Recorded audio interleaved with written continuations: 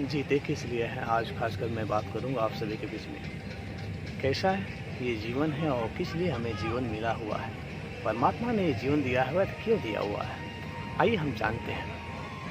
ये मानवतन कहा जाता है कि इस मानवतन को पाने के लिए बड़ी ही दुर्लभ से इस मानवतन की प्राप्ति होती है। ये मानवतन जीवन को सही दिशा और सही लक्ष्य की तरफ ले जाना चाह रहा है, इसलिए हमें ये जन्म मिलता है ताकि हम एक सच्चे गुरु के पास जाएं और उस गुरु से दीक्षा लें। हमारे जीवन में दो तरह की शिक्षाएं होती है, एक होता है शिक्षा और दूसरा होता है दीक्षा। शिक्षा वो भौतिक साधन है और दीक्षा आध्यात्मिक साधन है। शिक्षा से हम अपने जीवन के आजीविकाओं को चला सकते हैं, अपने परिवार को पाल सकते हैं, और दीक्षा से इस शरीर को जान सकते हैं, इसके अंदर जो नूर बैठा हुआ, जो प्रकाश बैठा हुआ, जो आत्मा है, उसे हम पहचान कर उस परमात्मा से मिल सकते हैं। आज मैं बात कर रहा हूँ जीवन जीने की कला। जीवन जीने की कला, यदि आप भूत में जीते हैं तो कुछ नहीं, भविष्य में भी जीते हैं तो कुछ नहीं है, वर्तमान में जिएंगे तो आनंद ही आनंद है, सर्व आनंद है, परम आनंद है। आज के दौर में क्या हो रहा है आप देख सकते हैं, चारों तरफ धांधली मची हुई है। कोई भागदौड़ की जिंदगी में, कोई इधर भाग रहा है, कहीं उधर भाग रहा है। सुबह से लेकर के शाम तक कहीं ना कहीं मन ये भटक ही रहा है, सिर्फ भौतिक साधनों को जुटाने के लिए। मेरे पास ये हो जाता, मेरे पास वो हो जाता, ये साधन की कमी है, ये हो जाता। ये साधन उस स्वामी विवेकानंद के पास भी था, लेकिन जो साधन उनके पास था वो साधन आज याद किया जाता है कि वो साधन क्या था। वो साधन है ज्ञान। यदि आपके पास ज्ञान दीक्षा है तो आप जीवन को निर्वाह कर सकते हैं।